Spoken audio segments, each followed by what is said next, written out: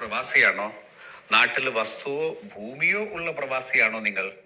എങ്കിൽ ഈ വീഡിയോ നിങ്ങൾക്കുള്ളതാണ്. ഈ വീഡിയോ വെറുതെ കണ്ടതുകൊണ്ടോ ഏതെങ്കിലും പ്രവാസികൾക്ക് ഷെയർ ചെയ്തുകൊണ്ടോ മാത്രം കാര്യമായില്ല.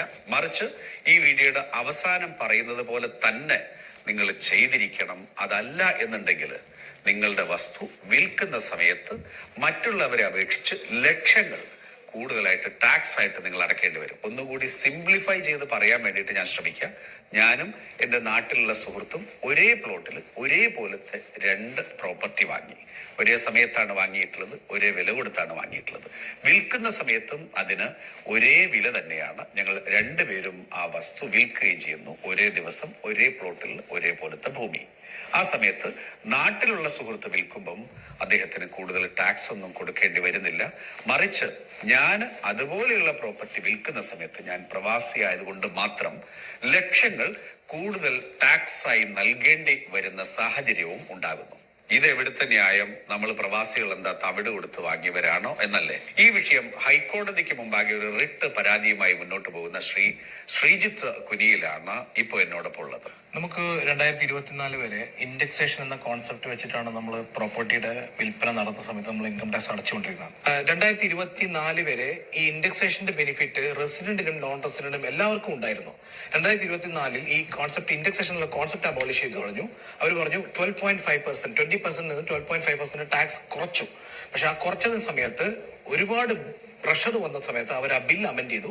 ആ ബിൽ അമെൻഡ് ചെയ്തിട്ട് അവർ പറഞ്ഞു പഴയ നിയമം 20% വിത്ത് ഇൻഡെക്സേഷൻ, 15% വിത്തൗട്ട് ഇൻഡെക്സേഷൻ എന്നുള്ള ഓപ്ഷനിൽ നിങ്ങൾ ടാക്സ് അടച്ചോളൂ എന്ന ഒരു ഓപ്ഷൻ കൊടുത്തു. ബട്ട് അൺഫോർച്ചുനേറ്റ്ലി അതിൽ NRI മിസ്സായി. റെസിഡന്റ് ഇൻഡിവിജ്വലിന് മാത്രമേ ഈ ബെനിഫിറ്റ് ഉള്ളൂ. അതായത് നമ്മൾ ഹൈക്കോടതിയിൽ റിട്ട് ഫയൽ ചെയ്തത് 2024 വരെ ഒരു NRIയും റെസിഡന്റിനെയും എങ്ങനെയാണോ ട്രീറ്റ് ചെയ്തത്, 2024 ശേഷം ഇങ്ങനെ ഒരു അമെന്റ്മെന്റ് വന്നു അതിലൊരു ബെനിഫിറ്റ് വരുമ്പോൾ ആ ബെനിഫിറ്റ് NRIക്കും കൊടുക്കണം എന്നുള്ളതാണ് നമ്മുടെ ആർഗ്യുമെന്റ്. ഫെബ്രുവരി 1 നമ്മുടെ ഈ ബഡ്ജറ്റ് വരുന്ന സമയത്ത് നോർമലി ബില്ല് വരും. ചിലപ്പോൾ എനിക്ക് തോന്നുന്നത് ഇത് ചിലപ്പോൾ ഗവൺമെന്റിന്റെ ശ്രദ്ധയിൽ പെടാതെ പോയതാവാം.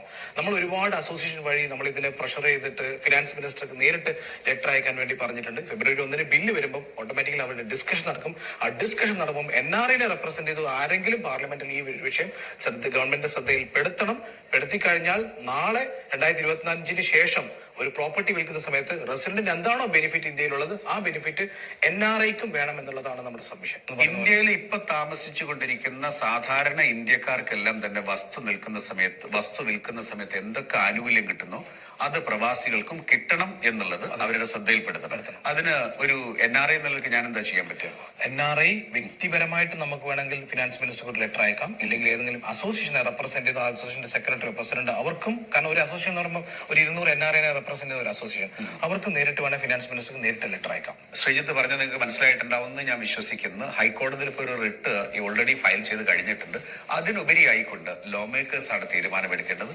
നമ്മളുടെ ഓരോ നാട്ടിലും ഓരോ രാഷ്ട്രീയ പാർട്ടിയിലും MP മാരുണ്ട്, MLA മാരുണ്ട്, നമുക്ക് കേന്ദ്രമന്ത്രിമാരുണ്ട്, സംസ്ഥാന മന്ത്രിമാരുണ്ട്. എല്ലാവരുടെയും ശ്രദ്ധയിൽ ഇത് പെടുത്തണം. അതോടൊപ്പം തന്നെ കേന്ദ്ര ധനമന്ത്രി നിർമ്മല സീതാരാമൻ ബജറ്റ് അവതരിപ്പിക്കാൻ പോവുകയാണ്. നിർമ്മല സീതാരാമന്റെ ശ്രദ്ധയിലും നമ്മൾ ഓരോ പ്രവാസികളും ഇക്കാര്യം പെടുത്തണം. അതിന് വേണ്ടിയിട്ടുള്ള ഇമെയിൽ ID ഞാൻ ഈ വീഡിയോയ്ക്ക് താഴെ ഞാനത് ആഡ് ചെയ്യുന്നുണ്ട്. ഞാൻ ഒന്നുകൂടി വായിക്കാം. appointment.fm@gov.in. ഈ വീഡിയോയുടെ കൂടെ തന്നെ ഞാൻ ആ ഇമെയിൽ ID ആഡ് ചെയ്യുന്നുണ്ട്. നിങ്ങൾക്ക് ഇമെയിൽ IDയിലൂടെ തന്നെ നാട്ടിലുള്ള ആളുകൾക്ക് അവര് വസ്തു വിൽക്കുന്ന സമയത്ത് എന്തൊക്കെ ആനുകൂല്യം കിട്ടുമോ അത് പ്രവാസികൾക്കും കിട്ടണം. നമ്മൾ പ്രവാസികളിൽ നിന്ന് വസ്തു വിൽക്കുന്ന സമയത്ത് ലക്ഷങ്ങൾ ടാക്സ് ആയിട്ട് വാങ്ങുന്ന ഇപ്പോഴത്തെ സംവിധാനം നിർത്തണം എന്നുള്ളതാണ് നമ്മൾ അപേക്ഷിക്കുന്നത്. അതോടൊപ്പം തന്നെ ഇനി നിങ്ങൾക്ക് പോസ്റ്റ് വഴി ഈ ഒരു നിവേദനം കേന്ദ്ര ധനമന്ത്രി അറിയിക്കാൻ സാധിക്കുമെന്നുണ്ടെങ്കിൽ അതിനുള്ള അഡ്രസ് കൂടി ഇവിടെ കൊടുക്കുന്നുണ്ട്. Room number 134 north block, New Delhi 110001 എന്നുള്ള അഡ്രസ്സിൽ പോസ്റ്റലായിട്ടും നമുക്ക് അയക്കാൻ സാധിക്കും. ഇതിന് എന്ത് കാര്യമാണ് ഈ ഒരു നിങ്ങൾ അയക്കേണ്ട അപേക്ഷയിൽ ഉണ്ടാകുന്നുള്ളത് ആ ഒരു ഡ്രാഫ്റ്റും ഈ ഒരു വീഡിയോയുടെ കൂടെ തന്നെ ആഡ് ചെയ്യുന്നുണ്ട്. എത്രയും പെട്ടെന്ന് തന്നെ ഫെബ്രുവരി 1 മുമ്പായിക്കൊണ്ട് എത്രയും കൂടുതൽ പേര്, നേരത്തെ ശ്രീജിത്ത് പറഞ്ഞ പോലെ കരയുന്ന കുട്ടിക്ക് പാലുള്ളൂ എങ്കിൽ നമ്മൾ പ്രവാസികളെല്ലാം ചേർന്ന് ഒരൊറക്കെ ഒച്ചത്തിലൊന്ന് കരഞ്ഞു നോക്കുക. കാരണം പണമുള്ള പ്രവാസികൾ 1 കോടിയുടെയും 2 കോടിയുടെയും 5 കോടിയുടെ ഒക്കെ വസ്തു വിൽക്കുന്ന സമയത്ത് എത്രമാത്രം എമൗണ്ട് ആണ് അറിയാതെ 2024 തൊട്ടിട്ട് ബജറ്റ് വന്നതിന് ശേഷം മാത്രം നമ്മുടെ തലയിൽ വന്ന് വീഴുന്നിട്ടുള്ള ഒരു ടാക്സ് ആണ്. എത്രയും പെട്ടെന്ന് അത് ഒഴിവാക്കിയിട്ടില്ലെങ്കിൽ അത് സ്ഥിരമായിട്ട് നമ്മളുടെ വരും തലമുറ പോലും പ്രവാസികളുടെ ടാക്സ് അടക്കേണ്ടി വരും. ഇത് ഏതെങ്കിലും ഗവൺമെന്റിനെതിരെയുള്ള ഒരു മൂവ്മെന്റോ അതല്ലാന്നുണ്ടെങ്കിൽ ഏതെങ്കിലും രാഷ്ട്രീയമായിട്ട് പൊളിറ്റിക്കൽ ആയിട്ടോ ഒന്നുമല്ല. നമ്മൾ പ്രവാസികൾ